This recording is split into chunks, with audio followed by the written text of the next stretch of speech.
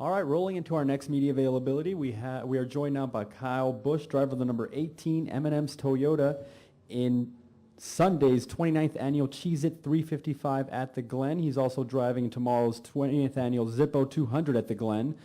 Kyle, you already had practice this morning. You're also a two-time winner here at Watkins Glen with the Sprint Cup Series. Just tell us about practice this morning and tell us about this weekend. Looking forward to this weekend. This is always a place that we enjoy coming to. It's a good place for me here the last few years, and so looking forward to this weekend, both on the nationwide side and the Sprint Cup side. But practice was a little shaky this morning, I guess, for the 54 car, but all in all, we have decent speed, definitely not as good a speed as we want compared to those cars that are fast, and we'll just have to continue to work on that and get ready for Cup practice too.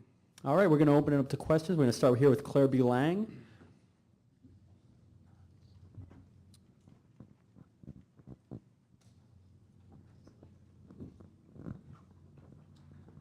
Thank you.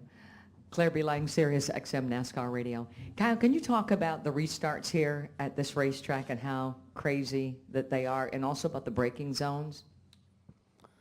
The restarts here tend to get crazy a little bit just because it is a road course, and as you're running around there, when you do get single filed out, you're essentially only cleaning off one groove, so as you get ready to come to green, just trying to keep your tires clean enough in order to have a good start and make your car turn through turn 1 and turn 2 and try to get singled out by 3, 4 down through the bus stop. If you need to make passes, you make passes. But, they're always interesting. When you're up front, you just got to try to hit your marks again, try to clean your tires off, and make sure you can charge the corners and get away from the rest of the guys around you. But braking zones in general, that's obviously the areas that you make passes if the guy in front of you is not making mistakes.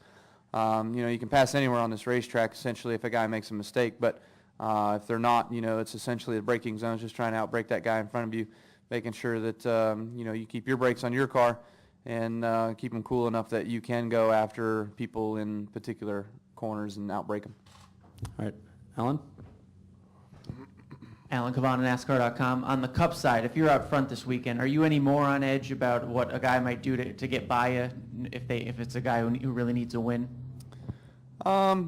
Yeah, I don't think it's any different than any other week. I don't think that, you go to Bristol and have a guy that needs a win there if they're not going to do anything there versus here. So I just think that you just got to be conscious of all of that. You got to know who you're racing and what they're racing for, and just keep all that in the back of your mind and do what you can in order to try to win the race for yourself, for your team.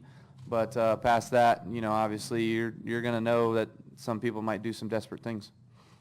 We go right here. Bob Benz, Corning Leader. Kyle, when you look at the success you've had here, which includes 8 straight top 10s, and you compare it to say a place like Sonoma where you haven't had near the same consistency, why has this track been so good to you? And considering the success you had, does it rank pretty high in the tracks that you look forward to coming to? Well, I think one of the biggest things that lends to my success here is less opportunities for mistakes by others. Every single time I've been at Sonoma, I've been wrecked, so that's why the results are so bad there. I think it's been 8, 9 races in a row, something at Sonoma, I have been spun out. And here I tend to be fast enough to be out front to not have people around me and don't get spun out. Now that I say that, I'm sure that'll change. So, knock on wood and go into Sunday, I guess. Yeah, Kyle, Larry at the Buffalo News.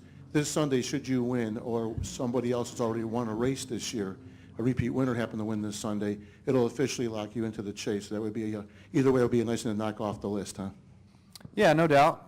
You definitely want to be locked in. I feel like we're, sure enough to make the chase. But like I said, I think that just us, we want to be able to win. I felt like we had a chance last week to get ourselves locked in, but that obviously was cut short.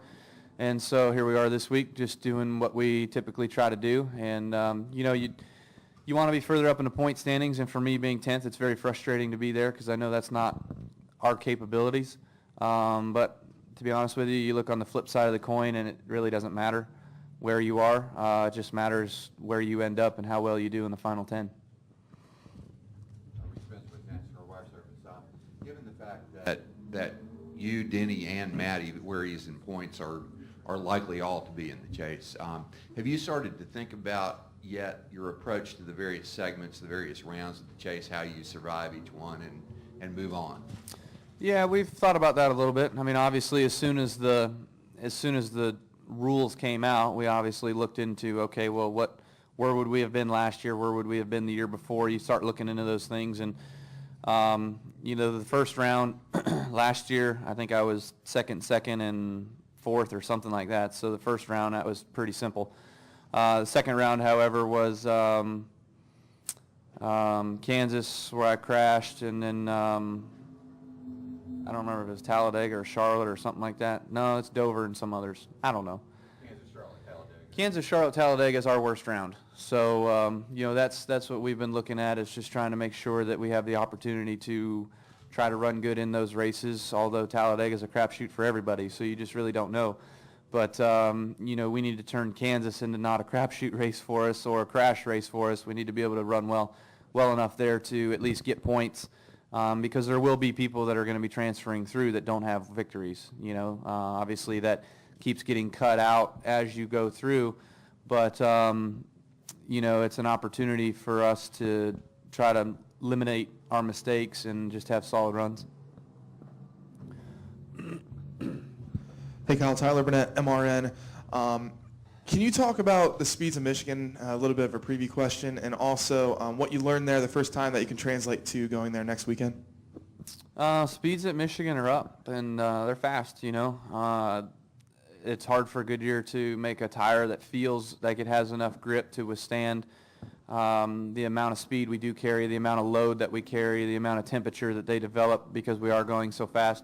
So, it's not a favorable tire to the drivers, I don't think, but it's just because the cars are so darn fast. So what we learned last time at Michigan, I felt like we ran good. We were running 4th to 6th or so, having a decent day, and then we had, that was one of the races where we had a rear wheel bearing failure. So I essentially finished, I think, 41st or something. So not such a good day for us, but felt like our car was fast enough to be capable of running in the top 10. And so look forward to going back there and trying to see if we can't do that again. It is a place that you do learn a little bit for Kansas, because they are both fresh repaves, and I think you run on the same tire at both tracks. I can't remember. But it is a place that you can learn some stuff for Kansas, so we like that. All right, we have time for one more question. Mario Sacco, WETM. Kyle, do you feel the bullseye's on your back being the defending champ, or do you feel you're still having to chase down a guy like Marcus here? I don't know. I don't think I'm chasing a guy like Marcus at all. I think that when you come into this race, though, you look at the favorites, and I think there's 3 favorites because they've been the top 3 guys here the last 3 years, whatever it's been. It's myself, the 2, and the 9. So, I think you're going to see those 3 cars be fast. I think you can always mix in a 4th and a 5th guy, depending on who those are. Some days are different than others. This year, obviously, the 24 has been real stout. Maybe he can carry that on into this week. So I don't necessarily think that anyone's chasing anyone. I think it's just going to be us 3 trying to figure out who's going to win it. All right. Kyle, thank you very much. Good luck this weekend. Thanks.